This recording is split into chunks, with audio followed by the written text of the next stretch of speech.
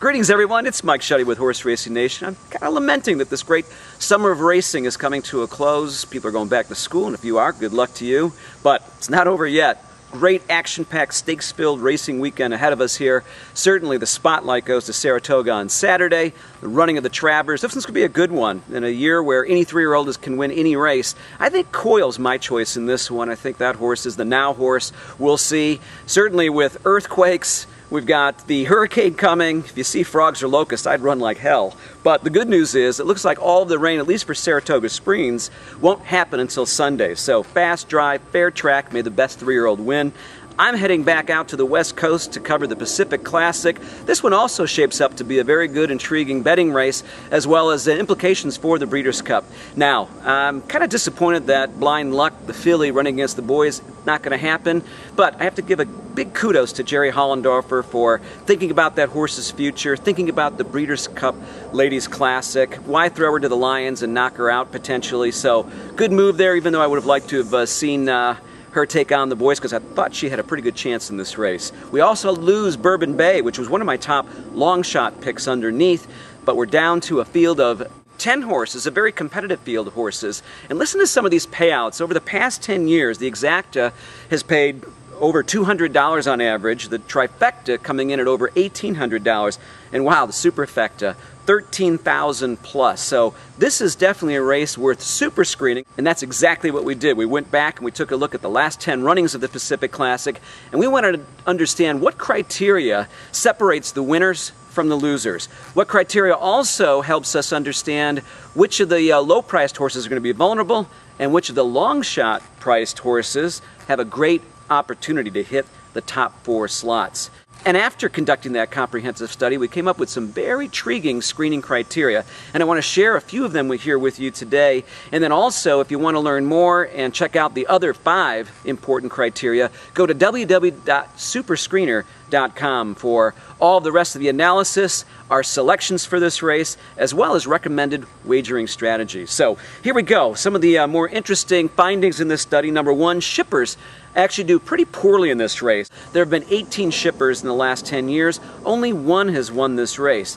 Now, 6 have finished second, so we can't keep them off the board, but I'd be very hesitant to put a shipper in the win spot. We've got 2 this year coming in from Canada, and overall, Canada has not been very productive with their shippers into the Pacific Classic, so keep an eye on that. Now, probably one of the most important separating criteria that we had found is a horse must have a win or a close second-place finish going 1.1 miles in the current campaign. You'll be surprised, but there are a couple of horses running this year that do not qualify, so keep an eye on that. That seems to be one of the most important separators. Running style is something that also produced some interesting results. Closers have won the vast majority of this race, and what's really interesting, the last 10 years, the 4th place spot has been filled by closers, so as you're building your Superfecta tickets, keep that in mind. There's also another phenomenon that's been very interesting here. It's called the top and then the flop. Generally, horses that have run a new lifetime top do not do well coming back into this race. And there are a couple of horses in here, including Game On Dude, that have just done that. So we'll have to keep an eye on how well that trend gets preserved. But I'd put a big knock against a horse that just put in a top.